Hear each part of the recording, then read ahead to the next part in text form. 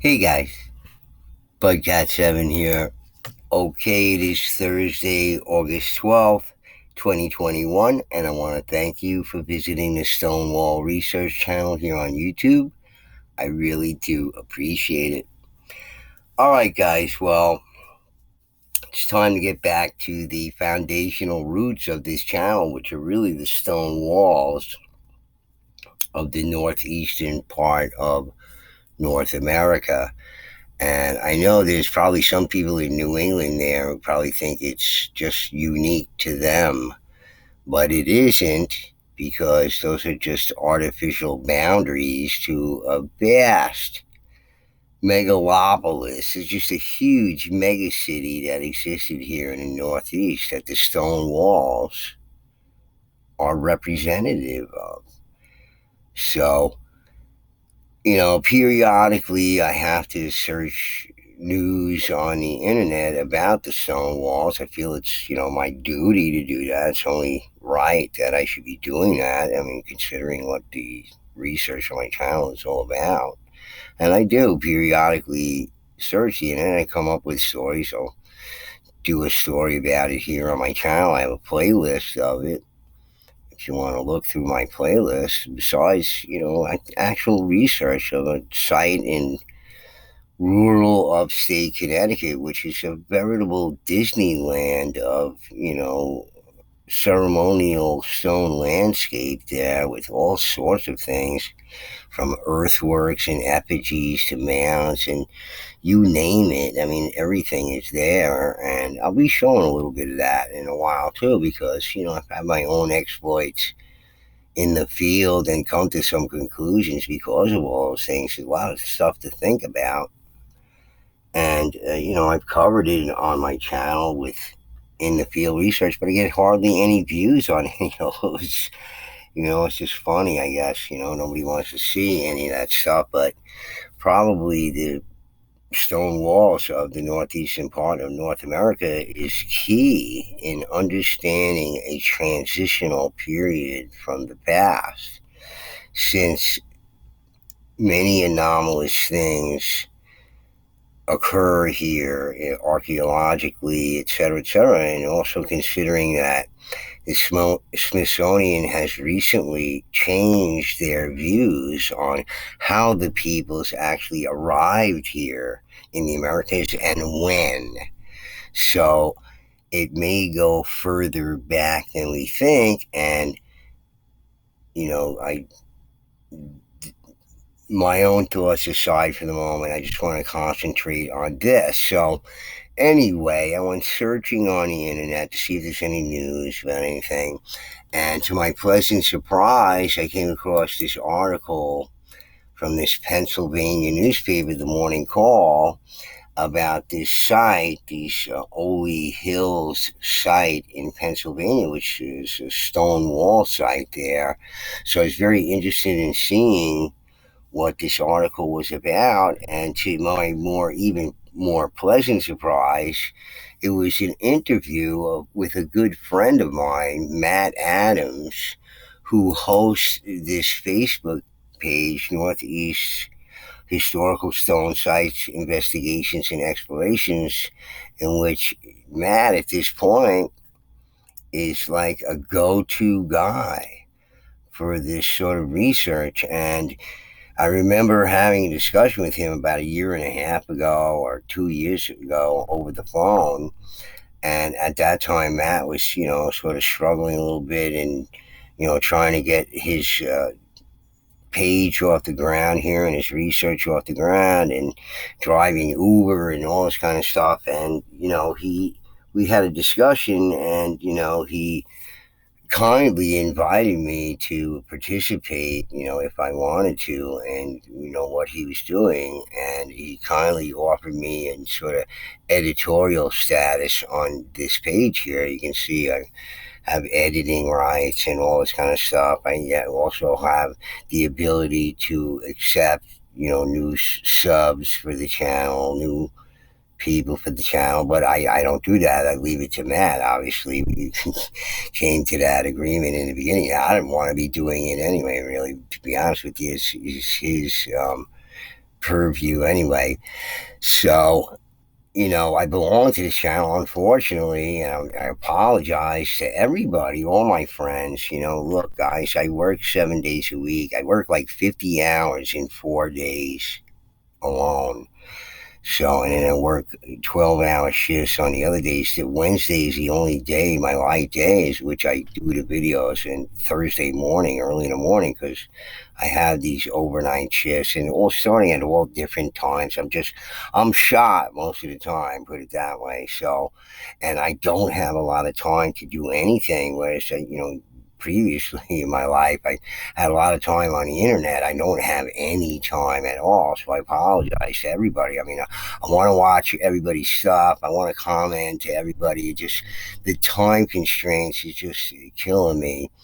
And, besides that, me taking care of all the feral and stray animals around town here, it takes a part of my time too. So there's more and more all the time. So in any case, I apologize to everybody. I'd like to participate more. And so, in any case, this article is about Matt Adams here, who, as I say, is a go-to guy. He's come a long way, and I don't think he has to drive Uber anymore.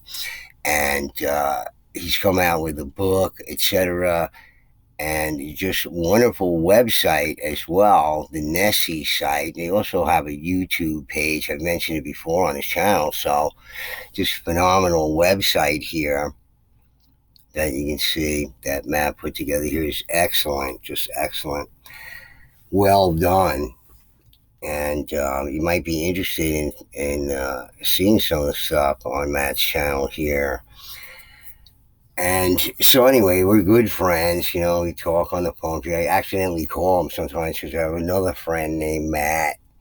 And I mix them up sometimes when I make calls. But in any case, let's look at this article.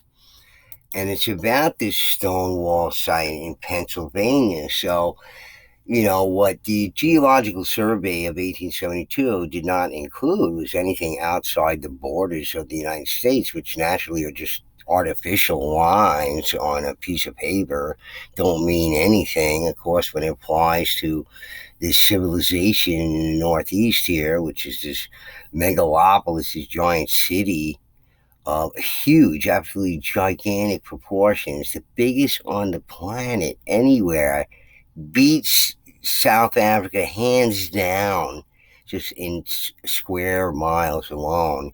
And the things that can be found there is just so much more variety of things that can be found in the Northeast here. So let's talk about this article. Let's talk about Matt, because that's really the focus here of this video here, and these interesting stone ruins here in Pennsylvania and what they could possibly mean. And let's hear what Matt has to say about it. I'm not going to interject with my own thoughts on it. We can talk about that later on, because they mention things like the Adena and etc. So it's worth noting those things, but for further discussion sometime down the road. So explorers, and this is a recent article, it's August 8th, 2021, so done just 4 days ago. So I contacted Matt on the Facebook message board last night to sort of congratulate him on coming such a long way here and all the hard work that he's put into it. And he's noted for the videos on Calendar Rock there.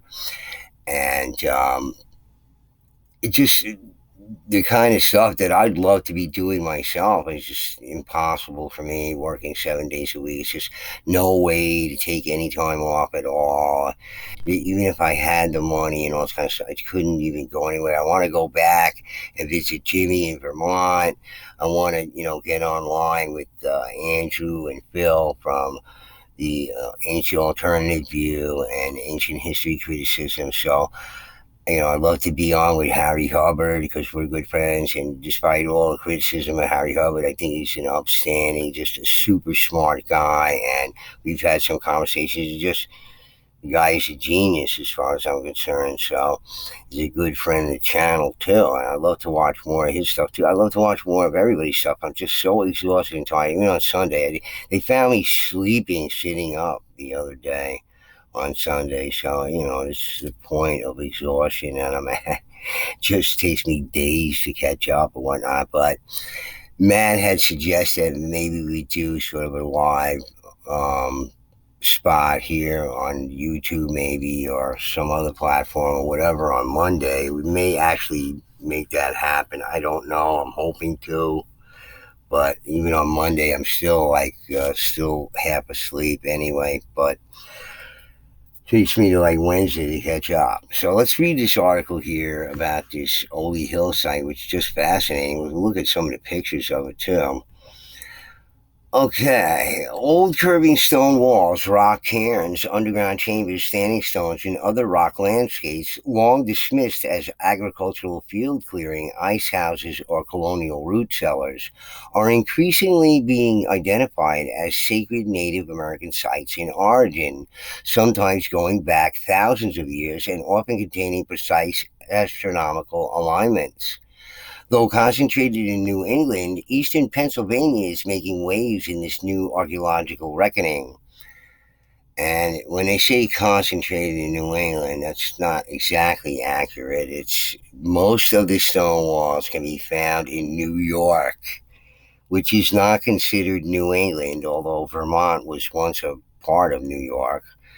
But they don't consider New York New England. It's a separate thing. But most of the stone walls can be found in the New York area, and most of the chambers can be found in Vermont, which is interesting to note that most of the chambers are concentrated in Vermont, yet not so much elsewhere. Although, have we identified them all? Maybe not. I mean, I think not. There's probably still many left out there to be found in remote areas where people seldom go. It could be state lands, etc.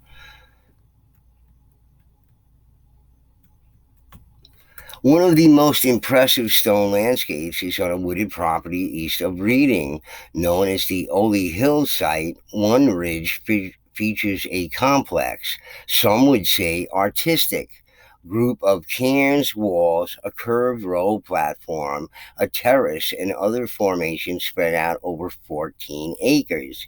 And I actually think the site, they say on Wikipedia that the site is actually more than 14 acres, but maybe it is. I don't know. Have they come to a new conclusion? I don't know. But a luminescence analysis of the site recently published in North American Archaeologists suggests that they were erected around 570 BC, possibly by the Adena culture. Take note of that, which was centered in the Ohio River Valley. Artifacts associated with the Adena have previously been found in western Pennsylvania, West Virginia, and the eastern shore of Maryland. So I think um, the Adena culture, basically covered that and also the New York area. So what it says here about the Adena culture of the Northeast from the years of about 1000 BC to about 1 AD, the Adena people were a group of well organized societies that lived in parts of present day Ohio, Indiana, Wisconsin, West Virginia, Kentucky, Pennsylvania, Maryland, and New York. New York. Okay, so they're sort of leaving that out of there a little bit, I think, but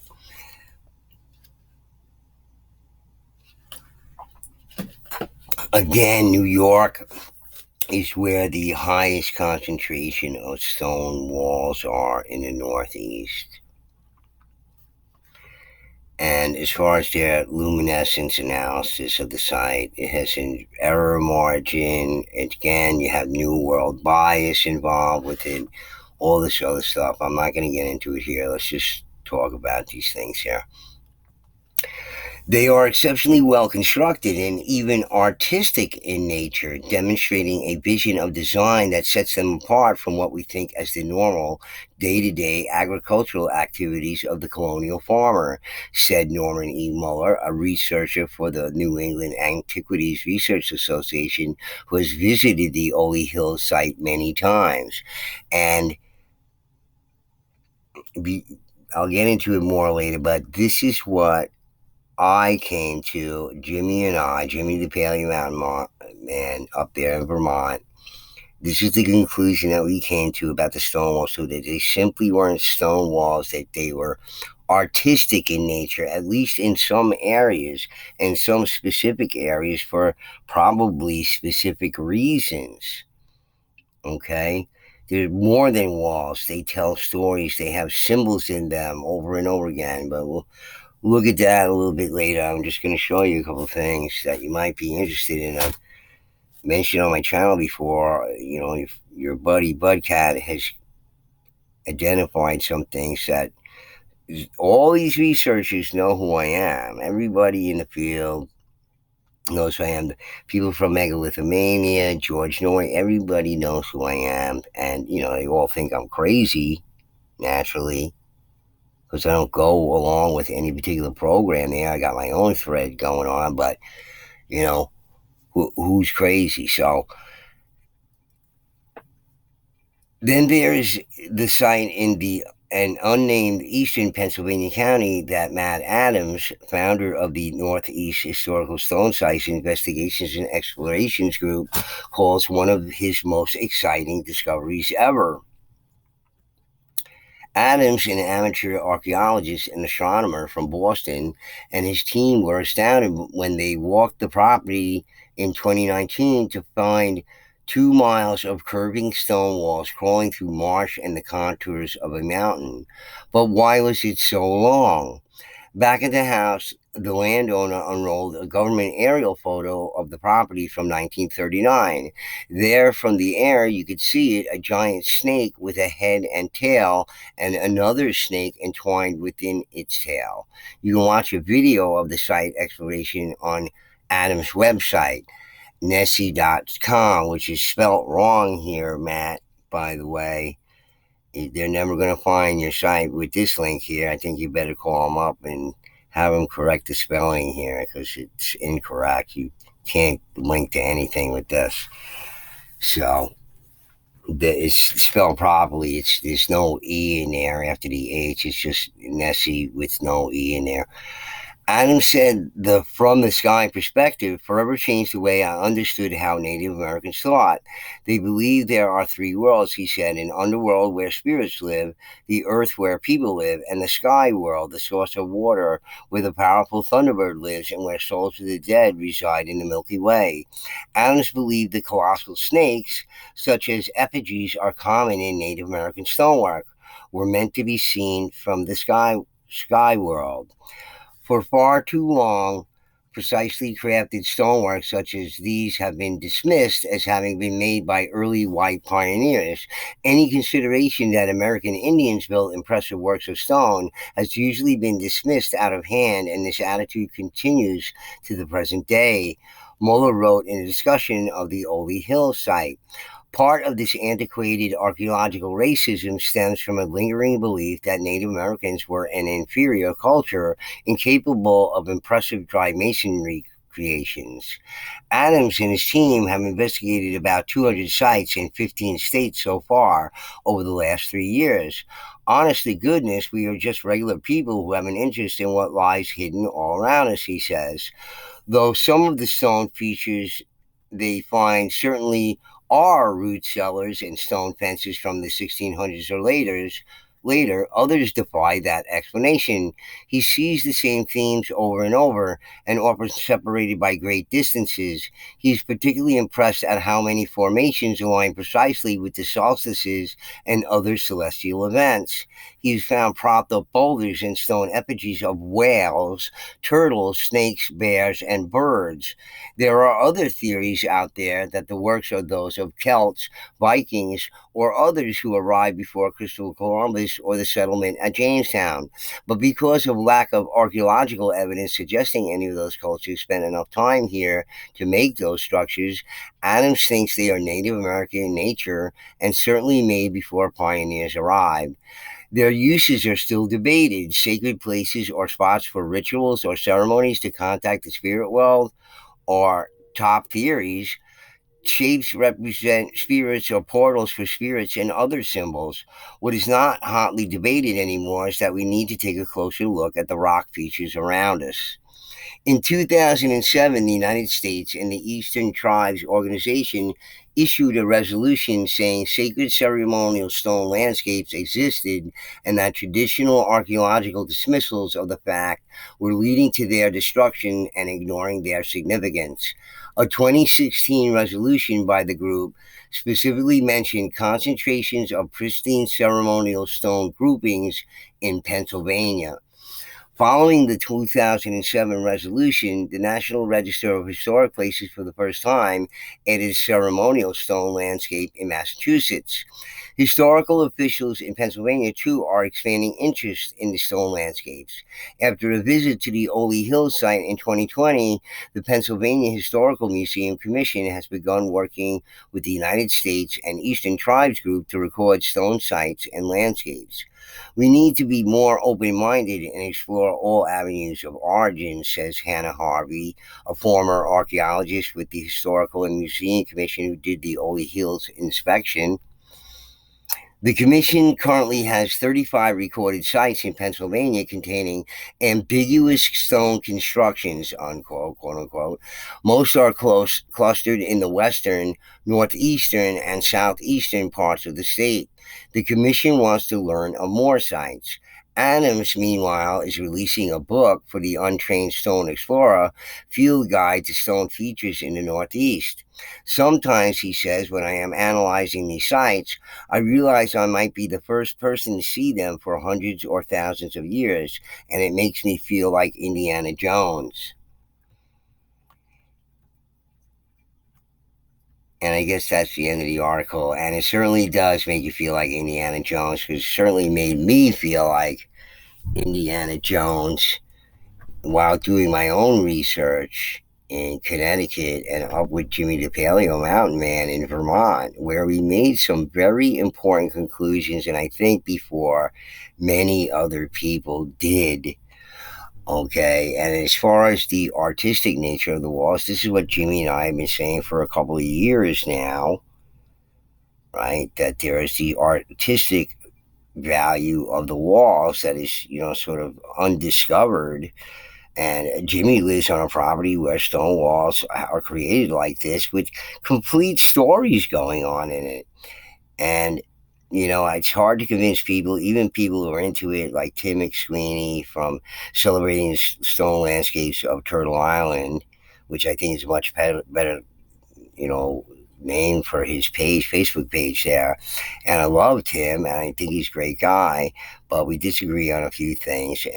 But I have a lot of conclusive facts and pertinent facts related to who the peoples are who actually built the stone walls. And I don't think the people who built these stone walls there in Pennsylvania were related to the Adena at all, but borderline their territory. And in all these stonework that you find in Pennsylvania, it's just a continuation of the stone walls that run through New York, that run through Massachusetts and Rhode Island and Connecticut and Vermont and New Hampshire and Maine and Canada and elsewhere. It's just a giant civilization from the past, from thousands of years ago.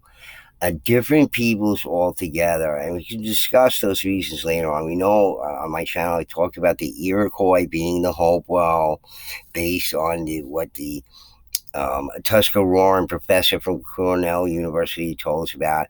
I'm not going to get into that now, but my own research and my own science was just incredible. The things that I found there, a veritable Disneyland thing. I mean, you can see what was going on there.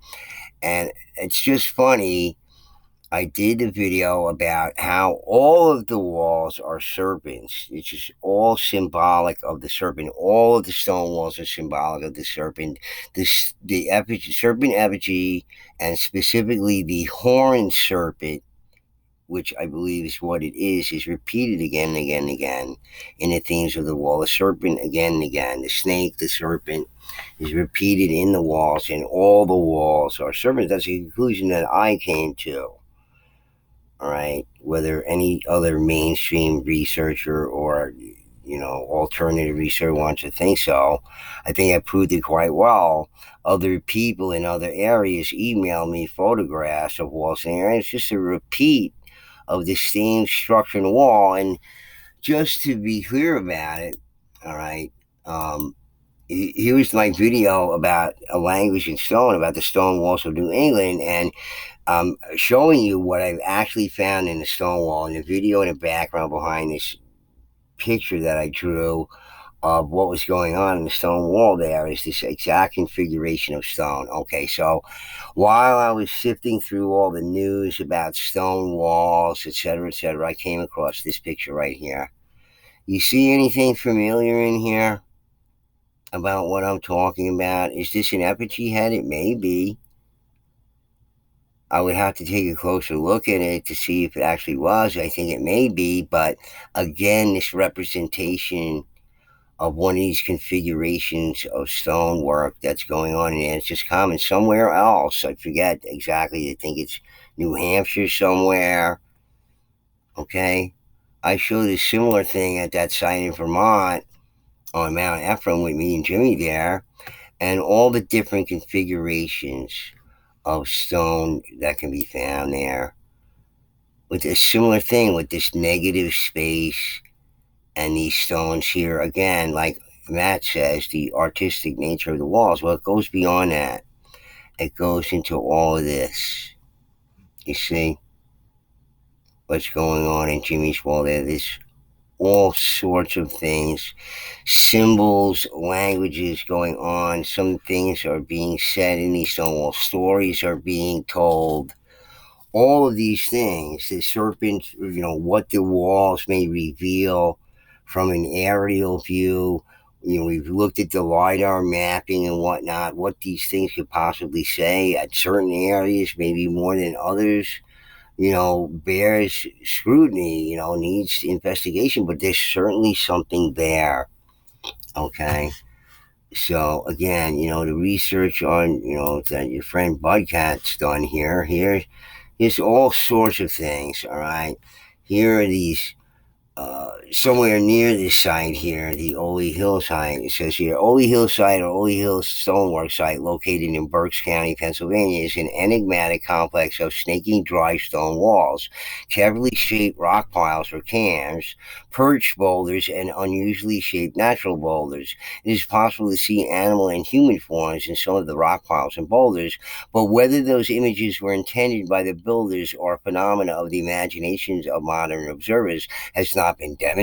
Oh, they got to say that, which is baloney, because it's just repeated all over the place. Of course it is. You have to, the subtlety of the artwork in the stone walls, the effigies, has to be carefully read by people who are experiencing these things. Tim McSweeney is one of them. Matt Adams is one of them. Jimmy the Paleo Mountain Man is one of them. I'm another one of them. I don't know. I can't speak for a lot of other people. There may be several other people that I know and familiar with that are also very good at it well. But I think that Jimmy and I take it to a next level because I found different symbols and other things in the stone walls that are nobody's ever recognized. Okay, when I pointed out the eye in the wall to Tim McSweeney, he suddenly realized that in some of his own photographs, waking up on Turtle Island and whatnot, we had this eye in it, so it was just confirmed by me that all of the stone walls are representative, symbolic of the serpent. Okay, so again, they're talking about the Adena in here and everything, but here is a site in Mallory here. I come upon, you can hear what I say. In there this is not flat, so you can't put it on top. There's some split stone. they're stuffed into the crevices here. Okay? Now we're gonna go over here. An effigy head over here, but there was dual effigy heads here. Really huge boulder over here. Stuff built on these things that may have been cannibalized. And again, more small stones, more small stones, more small stones. And here you can even see wedging or whatever it is. These might have been cairns that, you know, were knocked down or whatever. But let me take you over here to see the whale effigy, because this is a really, really good one. Really, really good one. Okay, here it is. It's our whale effigy. And as I said, I found many of these whale effigies up there, and the whole overall theme was a sort of seafaring maritime theme. Now, I've discussed, and here is, I want to clarify some things, because when I search myself on the internet, Budcat7, I'll find some things and where people are saying bad things about me and whatnot. And I thought this was an appropriate time to clarify these things, because I might be able to post this on the Northeastern Historical Site page there. So, I want to clarify things, because people have said some things about me that aren't true.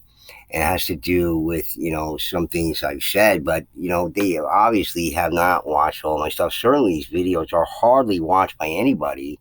The things that we found here are just fascinating. Those like dual effigy heads. And here, where I say what the walls are, I've been accused of saying that they're primitive, in the sense that they're just, sloppily done, or there's no, sort of intricacy or finesse about building them, or whatever it might be. But I refer to them again and again as archaic stone walls. Here's some of the stuff that I say in my videos. Craftsmanship in creating this wall. And certainly the people back then were perfectly capable of creating walls like this too. But apparently, they didn't find that necessary. So, just going to go around to the back here, and you can see we go up into this area, which is the white stone on the archaic wall, is for this whole entire area. And here we see this topography here, the landscape here. This starts to incline up here, and at the top, straight ahead, is where my clam rock is, and at the top of this perimeter with the white stones is like a mound. So we're just looking at the backside of this, and there's the archaic stone wall again. So just to get it clear, I refer to them as archaic stone walls, but here's what I say about it actually when I talk about this wall right here. Hear what I have to say about it. Okay, these are the people who are criticizing me about whatever it is that they think I say about the stone walls, but obviously you haven't watched all my videos. See, 5 likes, 74 views. My videos have hundreds of views, some thousands of views. Okay, I've got 74 views of actual in the field research I've done of these excuse me amazing stone constructions here. Hear what I have to say about it. We got a lot of bugs here already. It's very warm and beautiful here today. It is absolutely outstanding, and I'm so happy to be here today. Just want to sit down and stay here for hours. Okay, so we have this beautiful corner of this wall here, and you can see by my hands on these rocks here, these stones, that they're pretty substantial.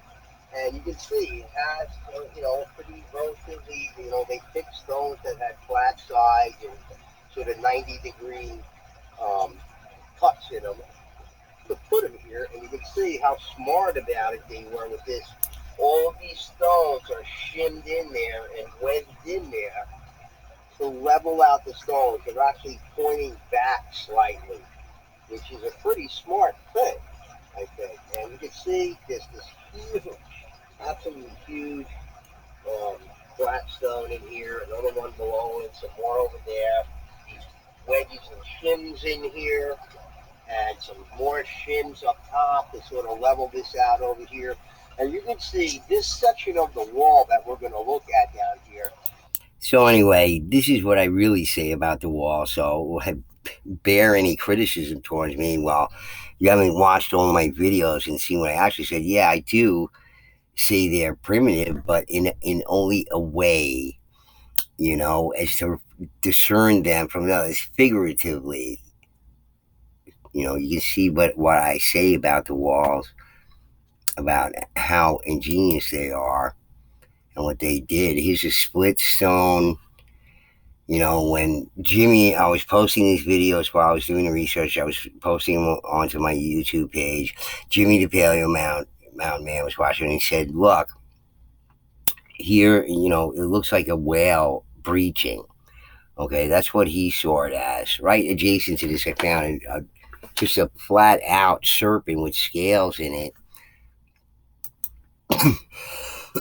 which was this wall right here. You can see what I say about it. It's a very large stone on the end there. Very wide wall, very long wall, but you see it slightly undulates a little bit over here. And the reason why I'm saying that, I mean, this looks similar to what Jimmy, the Paleo Mountain Man, has on his property, his serpent wall.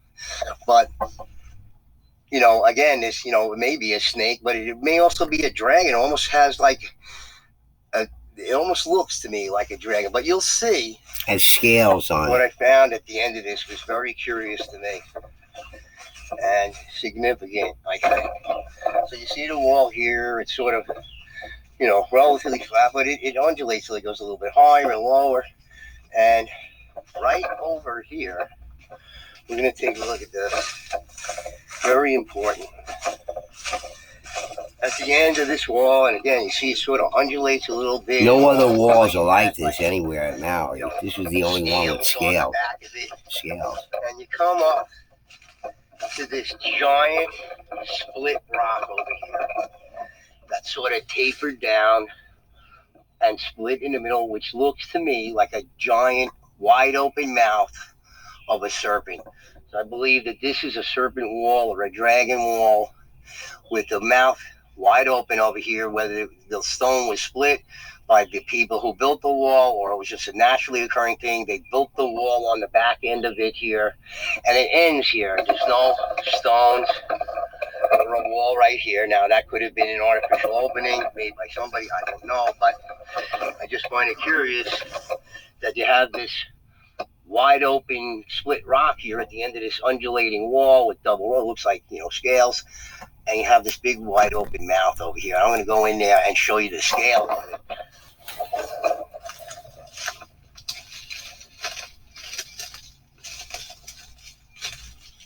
Okay? I'm in the mouth of the snake. It's biting me. Boom.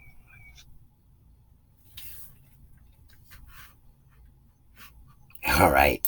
So anyway, that was some of my exploits up there in Mallory there, where you can see me doing in the field research, and certainly all these walls represent serpents of some time. But as far as the maritime theme going on there was whale serpents, as Matt said. He saw whale effigies, in his exploits there. They find these artifacts with harpoons. I certainly think that, from the early, middle, and late woodland periods, they find all the excavation by William A. Ritchie here in New York, excavated these oversized harpoons in these days where he said that they were votive, but were obviously not votive, we know by some of the research done here on the channel. But in any case, just to show you that many of the elements that could be found here at this site in Pennsylvania, these artistic elements, can be found elsewhere in places like Mallory. He was just, I think I have one more set up, but I don't see it. But can't find it. But in any case, another effigy of a whale in that area there, and then the sea turtle. There's a giant sea turtle effigy there, And I had my arguments with Tim McSweeney. It's obviously a sea turtle. There's a number of things about it. It's not like any other turtle effigy, this megalithic turtle effigy there. And it's just amazing. And so, in any case, I think I lost my internet connection. I couldn't get to it if I wanted to anyway. Anyway, I thought that was very cool, the article with Matt. And I think there was a couple of other papers that carried this article in Pennsylvania here. As again, he's one of the go-to guys in this area of research. And, a lot of things that he said, I agree with completely. And a focus should be put on these things. There's more to these walls than meets the eye, more to it than the people in the New England area who love these stone walls. And, it's funny, the people who love them, want to preserve them, but for different reasons, or maybe the wrong reasons. Obviously, some of these walls were built by colonists and settlers, but the majority of the walls were built by some unknown people of the past. Okay, and I don't think these these particular constructions there in Pennsylvania have anything to do with the Adena. I think the border of the Adena's territory ended where the stone walls began. And I have my reasons for that, which we'll discuss in a future video because I want to go over that again. Anyway, guys, please do visit the Facebook page there. Northeast Historical Stone Site Investigations and Explorations that Matt hosts. And I'm, officially an editor there and a moderator here, but I'm never there. I'm sorry to say, I just don't have the time to do all these things. But certainly, if you do, I would recommend it highly, because what Matt shows on his page here is just phenomenal. Same as Tim McSweeney, it's just amazing stuff. And a few other people that are friends with these channels. Archaeoastronomy. There's a lot of people doing so. I'm belong to so many of these groups. It's just endless for me on Facebook here, but I can't get to all the stuff. I hate to say it. I'd love to, but I can't. And check out Matt's website here, which is just amazing and well done. And he needs the support, man. We need him out there doing this. I can't certainly go out there and do it. I'm just immobile right now. I'd certainly love to be doing more research, because I think I could find a number of other things out about these walls that nobody's ever even considered. But anyway, guys, please do check it out. And hopefully I can get together with Matt. I'd like to get together with Phil and Andrew and even Harry Hubbard and back to Jimmy again. I would love to do that. Or anybody else who would like to talk about. I do get interviews time to time on radio shows and YouTube channels. I'm considered, so they all know who I am. Everybody knows who I am, but I'm a bit of a pain in the ass. I'm not going along with everybody's program. I got my own thing going on, and based on a lot of mainstream material where they reveal things that sort of put their foot in their mouth. But anyway, guys, please do like the video if you like the video, and please do subscribe, because I cover many of these different topics on my channel, especially the stone walls, where you're going to hear some things about that you never heard before, that you never even thought about. So anyway, guys, thanks a lot, and Bughead7 signing off. Peace.